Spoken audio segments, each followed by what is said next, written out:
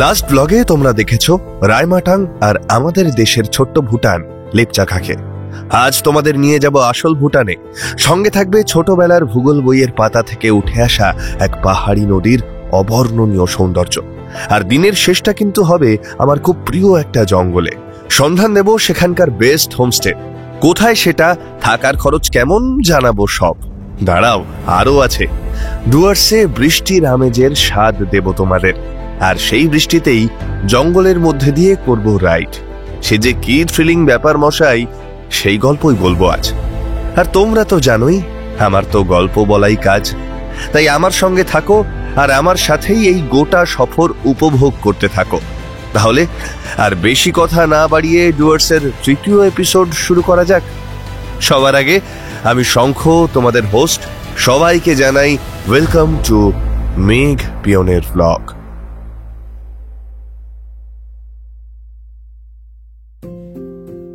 লেপচাখায় নরম রোদ গায়ে মেখে দিন শুরু করলাম আজ। তবে একটু মন খারাপের মেঘ জমা রইল ভিতরে, দূরে ওই ধোঁয়ার কুণ্ডলি দেখে। আবার আগুন ধরিয়েছে কেউ। সারা রাত আগুন জ্বলেছে। একটা কথা ভাবলে কষ্ট হয়, প্রকৃতি আমাদের এত কিছু দিয়েছে, আর আমরা শিক্ষিত মূর্খরা জেনে বুঝেই সেই প্রকৃতির ক্ষতি করতে উঠে পড়ে লেগেছি। এখনো যদি আমরা সচেতন না হই, তাহলে আর কবে? প্রকৃতির প্রতি এতটুকু দায়বদ্ধতা কি আমরা দেখাতে পারি না? যাই হোক, 7:30 বাজতে যায়। ব্রেকফাস্টে ম্যাগি দিয়েছে। খেয়েই এইবারের মতো লেপচাখাকে বিদায় জানাবো। শুরু করলাম উতরাই, আর শুরুতেই জুটে গেল আর এক পথিক বন্ধু, বিশ্বস্ত বন্ধু। আমরা সামান্য ব্যাগ নিয়ে নামতে আমাদের অবস্থা খারাপ হয়ে যায়। সিলিন্ডার নিয়ে নামছে এই রাস্তায়, আবার উঠবেও।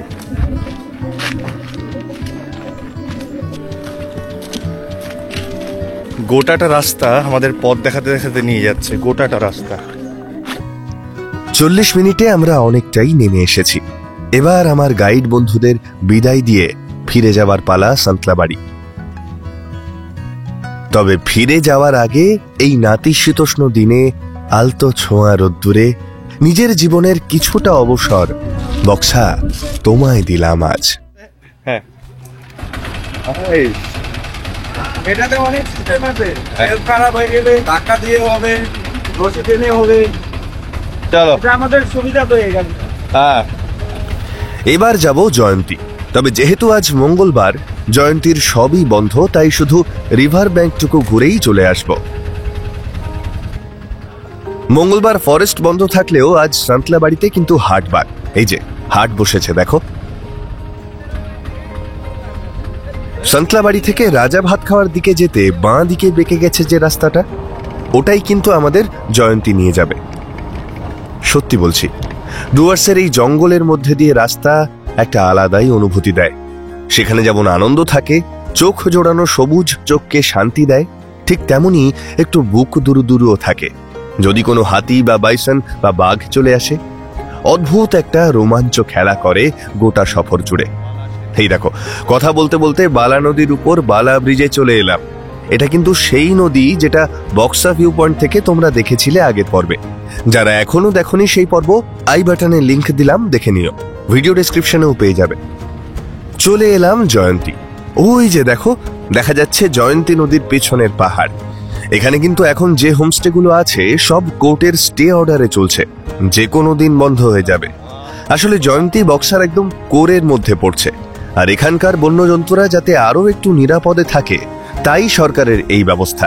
ইতিমধ্যেই নদীর ওপারের ভুটিয়া বস্তি কিন্তু পুরোপুরি তুলে দেওয়া হয়েছে। তাই যদি তোমাদের এই উন্মুক্ত প্রান্তর দেখার এতটুকু সুপ্ত বাসনা থাকে, এটা কিন্তু হাই টাইম। এই দেখো, ইংরেজ আমলের ব্রিজ। 1915-16 সালে তৈরি এই ব্রিজে একসময় কিন্তু ট্রেন চলতো। চলো তোমাদের দেখাই আগে এই ব্রিজের ঠিক কতটা নিচে নদী ছিল। এই দেখো, এই নদীর এখন এই হাল, ভাবা যায়? ফিরে যাচ্ছি রাজা ভাত খাওয়া রেল ক্রসিং এর ওখানে, যেখানে পেগাসাসকে রেখে আমরা লেপচাখা গেছিলাম। কিন্তু তোমরা এই রাস্তার ধোঁয়া দেখতে পাচ্ছ? গোটা রাস্তা জুড়েই কিন্তু সেই একই দৃশ্য, যেখানে সেখানে আগুন জ্বলছে। জানি না কি বলা উচিত। আমরা কালকে যখন বাইক নিয়ে যেতে পারলাম না, মানে রাজা ভাত খাওয়া থেকে যখন নিয়ে যেতে দিল না, তখন এই রাজা ভাত খাওয়া স্টেশনের মুখে একটি মোমোর দোকান আছে, রাজেশদার মোমোর দোকান। এখানেই কিন্তু আমরা আমাদের বাইক রেখে গেছিলাম। সংকেতদারই পরিচিত দাদাটি, এই হচ্ছে রাজেশদা, বাইকটা যত্ন করে রেখে দিয়েছে। তো এখন বলেছিলাম মোমো খাবো, কিন্তু মোমো তৈরি করতে সময় লাগবে বলছে, তো একটু ওয়াই খেয়ে দেখি। দাও ওয়াই দাও। ঠিক, ওয়াই এর প্রিপারেশন চলছে, খেতেই হতো। আসলে এখানকার মোমো আর ওয়াই এর গল্প এত শুনেছি যে না খেয়ে আর যাই কোথায়। একই সাথে মোমোর প্রিপারেশনও চলছে, কিন্তু হাতে বেশি সময় নেই, তাই ওয়াই খেয়েই পালাম। রাজেশদা ওয়াই দিল, খেয়ে দেখি।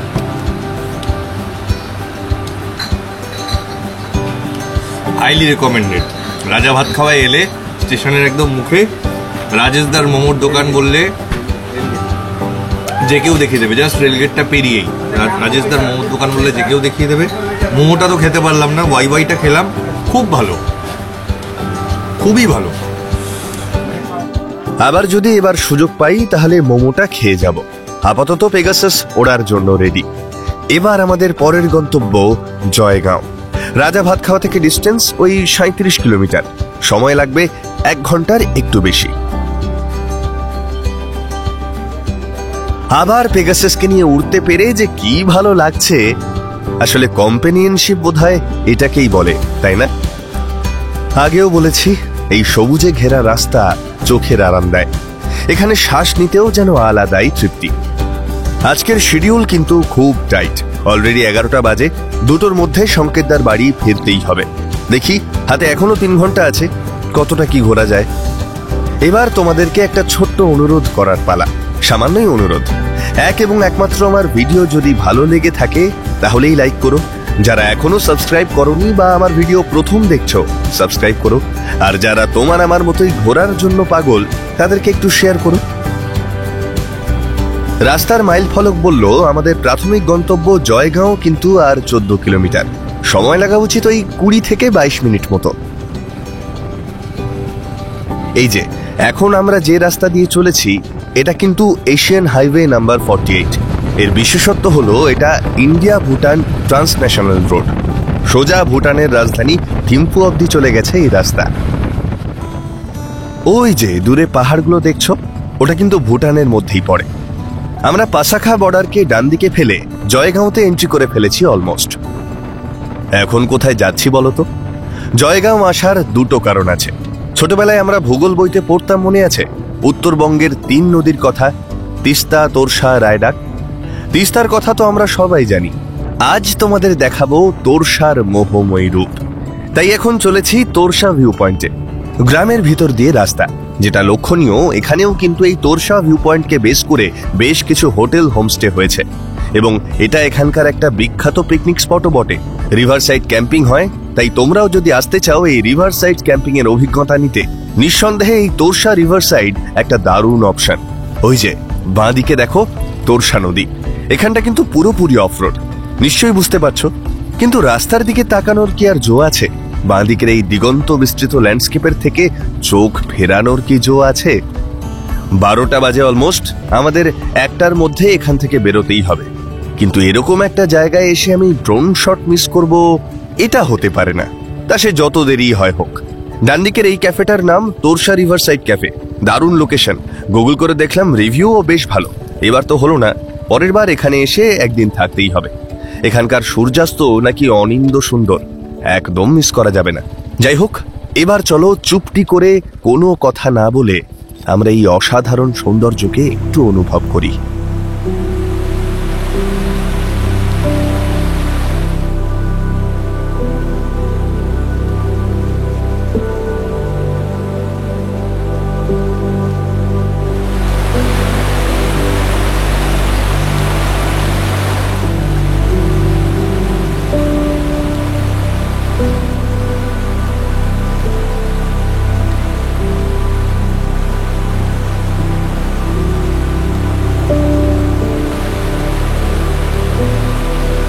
কি কেমন? চলো এবার যাওয়া যাক পরের গন্তব্যে। তোমাদের বলেছিলাম না এবার সত্যি ভুটানে নিয়ে যাব। এই হলো জয়গাঁওয়ের পরেই ভুটান বর্ডার ফোনসলি। বিশ্বাস করো, গেটের এপার আর ওপার আকাশ পাতাল ফারাক। এত পরিষ্কার রাস্তাঘাট আমি এর আগে দেখিনি। বর্ডার ক্রস করে একটু এগোতেই পাহাড়ি রাস্তা পেলাম। আমি আর প্রীতম একটু পাহাড়ে উঠলামও, কিন্তু ওই যে সময়ের তাড়া।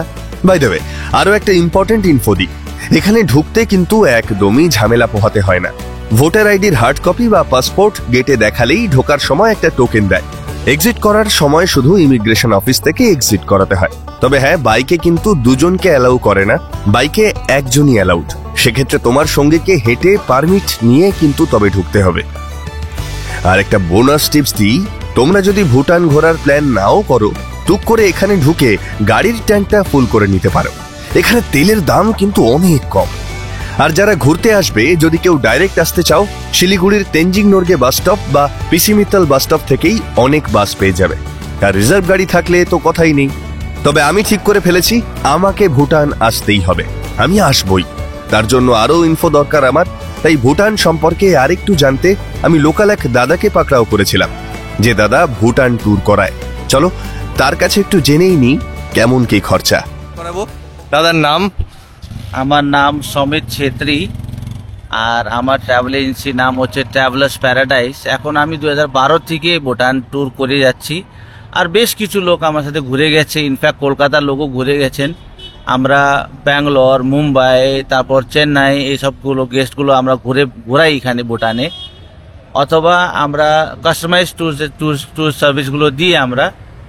আর মানে ভুটান একটা নিট অ্যান্ড ক্লিন কান্ট্রি, একটা মানে zero carbon dioxide free country. এটা মানে ঘুরে বেড়াতে ভালো। অনেকে রিসেন্টলি একটা মানে আমি শুনছিলাম যে ভুটানে ঢুকতে গেলে daily per day per head একটা পারমিটের ব্যাপার হ্যাঁ, থাকে। ওটা 1200 টাকা করে পার পার্সন পার নাইটের স্টে যদি হয় ভুটানে, আচ্ছা, তাহলে পার নাইট পার পার্সনের কস্টিং 1200 টাকা করে চার্জ হচ্ছে। ওটা কেউ যদি নিজেদের গাড়িতে আসতে চায়, ওটা 4500 টাকা গ্রিন ট্যাক্স দিতে হবে, আচ্ছা, প্লাস 100 টাকা করে পারমিট মানে রোড পারমিটে দিতে হবে। গ্রিন ট্যাক্স 4500 টাকা ওয়ান টাইম? না না, ওটা per day charge. Per day 4500 টাকা। আর বাইকের ক্ষেত্রে?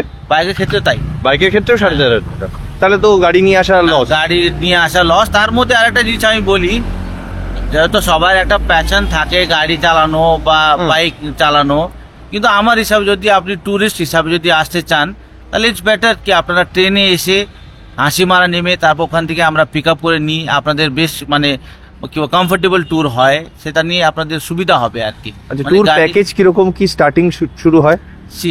এটা উপরে ডিপেন্ড করে এখন আপনারা কয়জন লোক আছেন আর আচ্ছা। কয়জন বাচ্চারা আছেন, কেন যে স্টেফ চার্জেস গুলো মানে ডিফারেন্স হয়ে যায়। প্লাস ট্রাভেল ইন্স্যুরেন্স নিতে হয়, ট্রাভেল ইন্স্যুরেন্সের খরচা আছে। আপনার নাম্বারটা একবার বলে দিন। আমার নাম্বার হচ্ছে 9932500681। আবার রিপিট করছি, 9932500681। আমি ডেসক্রিপশনেও নাম্বারটা দিয়ে দেবো। আমি তো ঠিকই করে নিয়েছি, খুব মানে অ্যাজ আর্লি অ্যাজ পসিবল ভুটানে আসতেই হবে। যেটুকু ট্রেলার দেখলাম তাতে অনবদ্য, আমার দারুণ লেগেছে।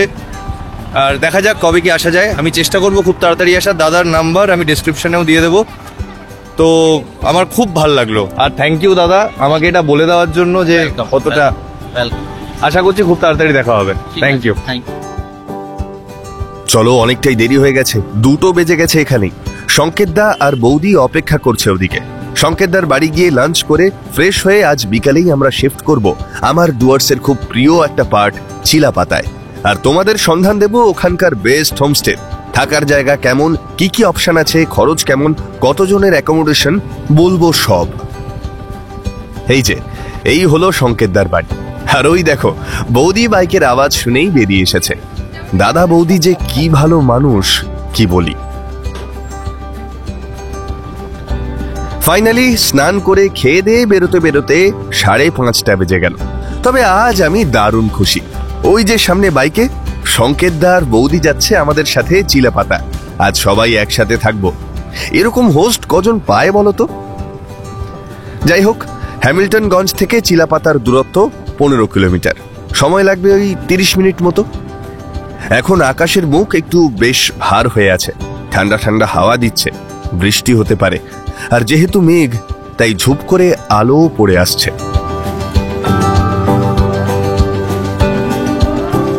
আহা, এই পড়ন্ত নিভু নিভু দিনের আলো আর গাছের ছায়ার অন্ধকার এক অদ্ভুত গা ছমছমে অনুভূতি দিচ্ছে।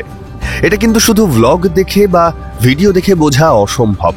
এটার জন্য একেবারে ফার্স্ট হ্যান্ড এক্সপিরিয়েন্স চাই, মানে যাকে বলে চাক্ষুষ দেখা। আমি আবারও বলছি, ডুয়ার্স এক অদ্ভুত সুন্দর জায়গা, যেখানে তুমি প্রাণ ভরে শ্বাস নিতে পারবে। ময়ূর, ফিঙে, দোয়েলের ডাক তোমায় মোহিত করবে। হাতি, হরিণ, বাইসন, চিতা এগুলো দেখার জন্য মন ছটফট করবে। আবার একই সাথে এরকম অন্ধকারে গায়ে কাঁটা দেওয়া অনুভূতিও ফিল করতে পারবে। Dooars has it all. তাই আই ইনসিস্ট, চটপট ডুয়ার্সের একটা প্ল্যান করে ফেলো। আচ্ছা চলো, তোমাদের কালকের প্ল্যানটা একটু বলে দিই। যদি বৃষ্টি না হয় তাহলে কাল সকালে আমরা সাফারি যাব। চিলাপাতার সাফারি কিন্তু দারুণ। এখন দেখি কপালে কি লেখা আছে, তবে বৃষ্টির একটা ভয় কিন্তু আমি পাচ্ছি। এই যে চলে এসেছি আমাদের আজকের আস্তানাতে। এই হোমস্টের নাম অঙ্কিত হোমস্টে। আমি আগেরবারও এখানেই ছিলাম। অন্ধকার হয়ে গেছে, তাই এখন আর রুম ট্যুর করাচ্ছি না। কাল সকালে সব ডিটেলস দেখাবো।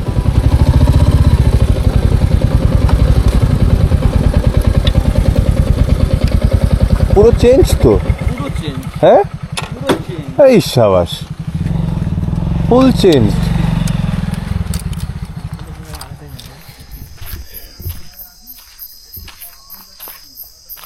আমরা এখন চিলাপাতার জঙ্গলে। কালকে আমি পুরো হোমস্টেটা খুব ভালো করে ঘুরিয়ে দেখাবো। এটা আমার দেখা এখানকার one of the best homestay, এবং মানে ওয়ান অফ দ্য বেস্ট মানে আমার মতে এটা বেস্ট হোমস্টে। তার কারণ যেখান থেকে সাফারি রেঞ্জ শুরু হয় এটা একদম তার উল্টো দিকে, মানে এটাই হচ্ছে জঙ্গলের জাস্ট মুখে। জঙ্গলের অ্যাম্বিয়েন্স শুনছো? এই অ্যাম্বিয়েন্সে কিন্তু পৃথিবীর আদিমতার একটা ছোঁয়া তুমি পাবে। শুধু অনুভব করার মন চাই। কিন্তু তাও কিছু মানুষ এই জঙ্গলকে নষ্ট করার জন্য উঠে পড়ে লেগেছে, আবার আগুন লাগিয়েছে। তাই হোমস্টের মালিক বাপি কাকা নিজের বালতিতে জল নিয়ে আগুন নেভানোর চেষ্টা করছে। বুঝি না প্রকৃতির ক্ষতি করে কি লাভ হয় মানুষের। আগুন নিভিয়ে হোমস্টের চৌহদ্দির মধ্যে আমরা একটা ছোট্ট ক্যাম্প ফায়ার করে আজকের মতো দিন শেষ করলাম। রাত্রের চিকেনটা চরম ছিল। দেখা যাক কাল সকালটা কেমন কাটে। এখন শুধু একটাই ভয়, বৃষ্টি। দেখলে যা ভয় পেয়েছিলাম তাই। ভোর থেকে এক নাগাড়ে বৃষ্টি হয়ে চলেছে। অগত্যা সাফারির সফর আর হলো না, বা বলা ভালো বৃষ্টির জন্য আমাদের সাফারি সাফার করলো। যাই হোক, আমি কিন্তু একদমই হতাশ হয়ে মন খারাপ করা মানুষদের দলে পড়ি না। আমি বিশ্বাস করি যা হয় ভালোর জন্যই হয়। হয়তো আজ এই মুহূর্তে আমরা সেটা বুঝতে পারছি না, সময় আসলে ঠিক বুঝবো। সো মন খারাপের কোনো প্রশ্নই ওঠে না, বরং তার চেয়ে চিলাপাতার এই বৃষ্টিটা একটু উপভোগ করি। কথায় বলে বৃষ্টি হলো রোম্যান্টিক ক্যাটালিস্ট। খাঁটি সত্যি। বৃষ্টির চিলাপাতার প্রেমে পড়ে গেছি। অদ্ভুত অদ্ভুত অদ্ভুত সুন্দর এই আবহাওয়া। বর্ষাকাল যেহেতু ব্রিডিং সিজন, তাই ডুয়ার্সে জঙ্গলে সাফারি বন্ধ থাকে এই সময়টা। তাই অনেকেই ভাবে ডুয়ার্সই বোধহয় বন্ধ থাকে। তাদের জন্য বলি, না মশাই, একবার এই বর্ষায় ডুয়ার্সে ঘুরে দেখো, তোমরাও প্রেমে পড়তে বাধ্য হবে। এত সবুজের ছোঁয়ায় তোমার মনও যে কখন সবুজ আর সতেজ হয়ে উঠবে ধরতেই পারবে না। আমাকেও তাই বারবার আসতে হবে। যাই হোক, কাল রাত্রে তো তোমাদের দেখানো হয়নি অঙ্কিত হোমস্টেটা কেমন। ভেবেছিলাম সাফারি করে এসে তারপর হোমস্টে ট্যুর করাবো, কিন্তু সাফারি তো হলো না। তাই এখন হাতে অনেক সময়, এই সুযোগে একটু দেখিয়ে দিই। ওই যে জঙ্গলের ঠিক পাশেই ওটাই অঙ্কিত হোমস্টে। লোকেশনটা বেস্ট, তার কারণ ওই দেখো হোমস্টের উল্টো দিকে ঠিক জঙ্গলের মধ্যে দিয়ে সোজা যে রাস্তাটা গিয়েছে ওটাই কিন্তু চিলাপাতা সাফারির গেট। তবে যারা আসছো বা যারা আসতে চাও তাদেরকে একটা সতর্কবাণী, এই যে ফেন্সিং, এর ভিতরে ঢুকতে যেও না। এর ভেতরে ঢুকলে কিন্তু যদি দেখতে পায় ফরেস্ট ডিপার্টমেন্ট তাহলে কিন্তু বড় বড় ফাইন করছে। দিলীপদার বক্তব্য, দিলীপদার এখানেই একজনকে 17,000, একজনকে 20,000 টাকা ফাইন করেছে। এবার আসি অ্যাকোমোডেশন। এই যে টেন্টগুলো দেখছো এগুলো কিন্তু সব এসি টেন্ট। এখনো ফিনিশিং এর কাজ চলছে, খুব তাড়াতাড়ি চালু হয়ে যাবে। টোটাল 6টা টেন্ট। চলো ভেতরটা একটু ঢু মারা যাক। এই প্রত্যেকটা টেন্টে কিন্তু 4 জন অ্যাডাল্ট থাকতে পারে। প্রত্যেকটা টেন্টে 4 জন অ্যাডাল্ট এর অ্যাকোমোডেশন আছে। আর এখানে টোটাল 6টা মানে 24 জন, আর এই যে রুমগুলো, এখানেও এই 7টা রুম, ওখানে 3টে, এখানে উপরে 2টো নিচে 2টো, এই 4টে রুম মিলে আরো 24 জন, মানে টোটাল 48 জনের অ্যাকোমোডেশন আছে। মানে যদি কোনো বড় গ্রুপ হয় 40-42 জন বা কোনো কলেজ গ্রুপও যদি হয়, আরামসে একটা হোমস্টেতে, এই একটা হোমস্টেতেই কিন্তু আরামসে পুরো গ্রুপের অ্যাকোমোডেশন হয়ে যাবে, যেটা মানে হিউজ একটা ব্যাপার। কারণ মানে এরকম এক জায়গায় এতজনের জন্য অ্যাকোমোডেশন খুব রেয়ার।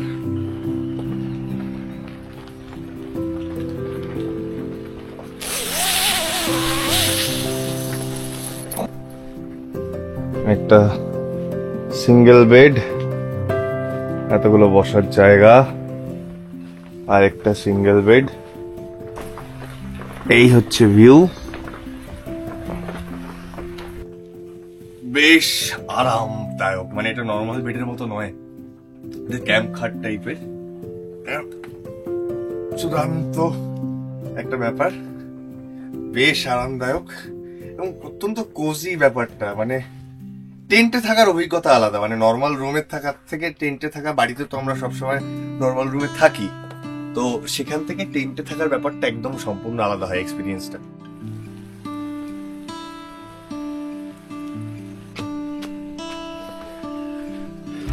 তোমাদের উপরের ঘরটা একবার দেখিয়ে দিই।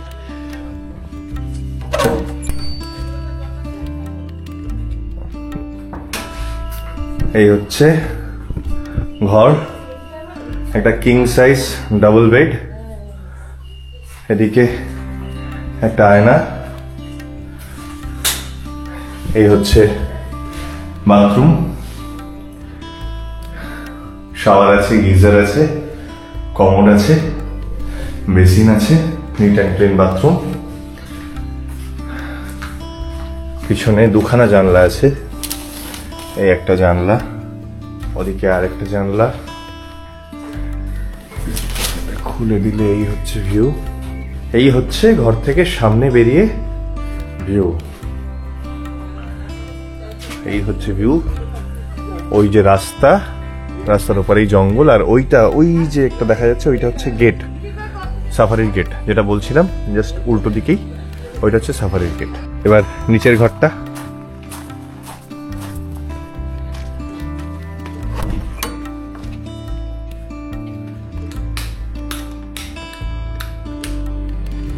এই হচ্ছে ঘর, ডবল বেড একটা, এখানে একটা ডবল বেড, 2খানা ডবল বেড, একটা আয়না আছে, বাথরুমটা দেখিয়ে দিই, শাওয়ার, কমোড, বেসিন আর গিজার। এখান থেকে এই হচ্ছে বাইরে, এই হচ্ছে ভিউ। আরেকটা ঘর দেখাই, যে 3টে ঘর পাশাপাশি আছে।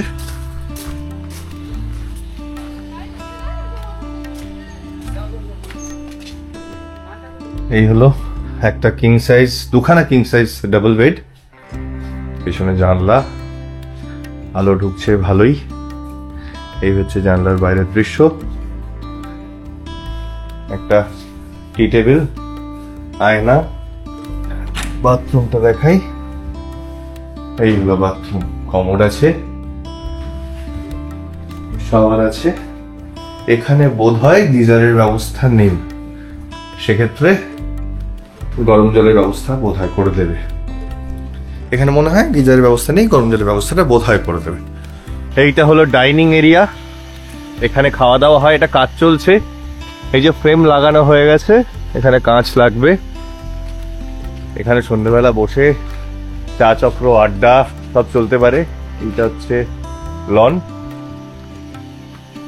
এখানে সন্ধ্যের পর বনফায়ার, তন্দুরি সব হয়।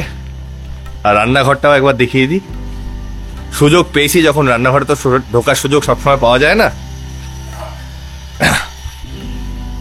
এইটা হচ্ছে এখানকার রান্নাঘর থাকবে। তো এবার আমি সংকেতদার থেকে জেনে নেব যে এখানে তোমরা যদি আসতে চাও তাহলে কিভাবে সংকেতদার সাথে যোগাযোগ করবে এবং সংকেতদার কোথায় কোথায় ট্যুর করায়। আমি যেমন নর্থ বেঙ্গল বা কোথাও যদি ঘুরতে যাই যেখানে আমার সোকল্ড চেনা পরিচিতি নেই, আমি চোখ বন্ধ করে আমি সংকেত দাকে ফোন করি, দাদা আমি এখানে যেতে চাই, কি কি করতে হবে বলো, আর কোথায় কোথায় যেতে হবে আমি জানি না জাস্ট। তো এখানেও আমি বলেছিলাম আসার আগে যে আমাকে একটু অফবিট জায়গা, যেগুলো প্রমোটের দরকার, প্রমোশন করার দরকার, মানুষের কাছে পৌঁছে দেওয়া দরকার, খুব ভালো জায়গা অথচ মানুষ জানে না, সেরকম কিছু জায়গা সন্ধান দিতে। তো সংকেত দা আমাকে পুরো লিস্ট ধরে বললো যে এই জায়গাগুলো যাও, এই জায়গাগুলো কভার করো, এবং আমি গিয়ে জাস্ট ছিটকে গেছি। কালকে তোরসা রিভার ব্যাংকে গেছিলাম, যেটা খুব কম দেখেছি আমি ইউটিউবে, তো অসাধারণ লেগেছে আমার। অসাধারণ জায়গা দারুণ লেগেছে এবং একদম নতুন করে প্রমোট করার মতো জায়গা। শুনেছো তুমি বলছিলে রিভার রাফটিং? হ্যাঁ, ওখানটা অ্যাকচুয়ালি গত বছর রিভার রাফটিং শুরু হয়েছিল, তবে ওই ভুটানের জলটা যখন নেমে আসে সেই জন্য কিছু কিছু সময় রিভার রাফটিংটা বন্ধ থাকে। তাছাড়া মোটামুটি শীতকালে রিভার রাফটিং করা যায়, ওখানে রিভার রাফটিং এর অপশনটাও আছে যেটা শীতকালে করা যায়। অসাধারণ প্রাকৃতিক সৌন্দর্য আছে। এই জায়গাগুলোকে যদি তোমরা আসতে চাও, নতুন করে মানে দেখতে চাও, ঘুরতে চাও, তাহলে সেই ক্ষেত্রে তোমরা যোগাযোগ করতে পারো। আমার অফিসিয়াল যে পেজ বা যেটা আমার ব্র্যান্ডের নাম, সেটার নাম হচ্ছে আজকের সিল্ক রুট। আজকের সিল্ক রুটের হেড অফিস কলকাতা, এবং স্পেশালি আমি যেটা করাই সেটা হচ্ছে ডুয়ার্স থেকে শুরু করে নর্থ ইস্ট, মানে আপ টু শিলং, গুয়াহাটি, অরুণাচল প্রদেশ বা সিকিম, মানে নর্থ ইস্টের ক্ষেত্রে তুমি সরাসরি আমার সাথে যোগাযোগ করতে পারো। নর্থ ইস্টের যে কোনো জায়গায় বেস্ট আতিথেয়তা, বেস্ট ফুড, সব থেকে ভালো সার্ভিস যদি পেতে চাও নর্থ ইস্টের যে কোনো জায়গায়, সেই ব্যাপারে তুমি সরাসরি যোগাযোগ। এই ব্যাপারে আমি গ্যারেন্টি দিতে পারি, কারণ আমি সত্যি বলছি, মানে সংকেত দা আমার দাদার মতো হয়ে গেছে, অত্যন্ত ভালো সম্পর্ক, সেই জন্য বলছি না। এই অত্যন্ত ভালো সম্পর্ক হওয়ার পিছনে তো একটা ইতিহাস আছে, কারণ সংকেত দাকে আমি চিনি ট্যুরের মাধ্যমেই। আমার সংকেত দা প্রথম আমি গল্পটা বলেওছি আগেও, স্বর্ণালীদের কলেজ ট্যুর করিয়েছিল সংকেত দার এটা স্পেশালিটি। সংকেত দা বড় বড় গ্রুপ নিয়ে এরকম ট্যুর প্রচুর করায় সারা বছর। তো সেখানে বিশেষ করে বড় গ্রুপ হলে কিন্তু যত বেশি লোক হয় তত লোকের ওপিনিয়ন হয়, তত লোকের চাহিদা হয়, তত লোকের ডিমান্ড থাকে, বিভিন্ন লোকের বিভিন্ন রকম ডিমান্ড থাকে, আমার এটা চাই, ওটা চাই, সেটা চাই। এবার একটা গ্রুপ যখন স্যাটিসফাই হচ্ছে কারোর থেকে, কোনো ট্রাভেল এজেন্ট থেকে, আমি যদি ট্রাভেল এজেন্টই ভাবি সংকেত দাকে, তো সেটা কিন্তু একটা হিউজ মানে compliment to that travel agent. আকাশের মুখ এখনো ভার, ইনস্টলমেন্টে বৃষ্টি হচ্ছে, এখন একটু থেমেছে, তাই আশপাশটা দেখবো বলে বেরোলাম। ময়ূরের ডাক শোনা যাচ্ছে মাঝে মাঝে, এসব জায়গায় এলে অদ্ভুত একটা শান্তি লাগে।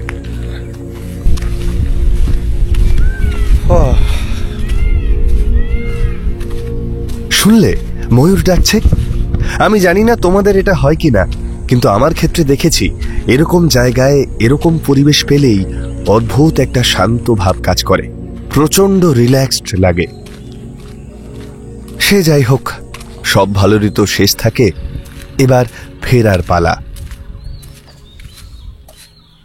দাদা,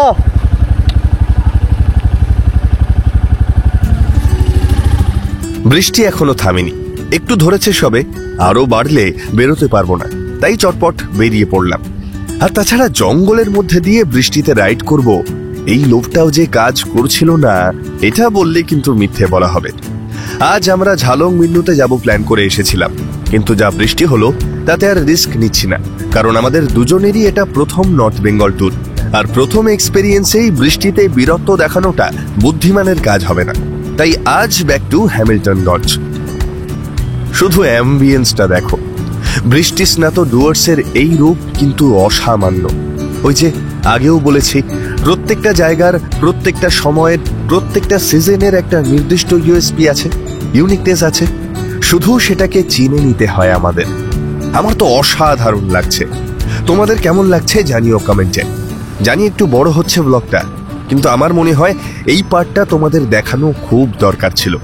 বর্ষায় একবার এসেই দেখো না ডুয়ার্সে, তোমাদের অসম্ভব ভালো লাগবে। আরো কিছু কথা তোমাদের বলি, দেখো জীবনে কাজ থাকবে, দায়িত্ব থাকবে, অভাব অনটন সব থাকবে, এই সব নিয়েই তো জীবন, তাই না?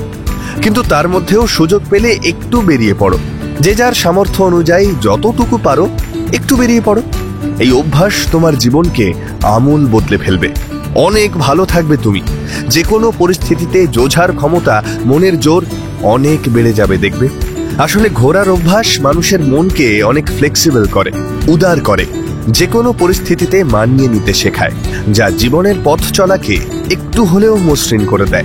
যাই হোক, কাল কি করব এখনো ঠিক করিনি, এবং এবারের এই আনপ্ল্যান্ড ব্যাপারটাকেই কিন্তু আমি বেশ এনজয় করছি। কে মাথার দিব্যি দিয়েছে সব সময় সব প্ল্যান অনুযায়ী হতে হবে?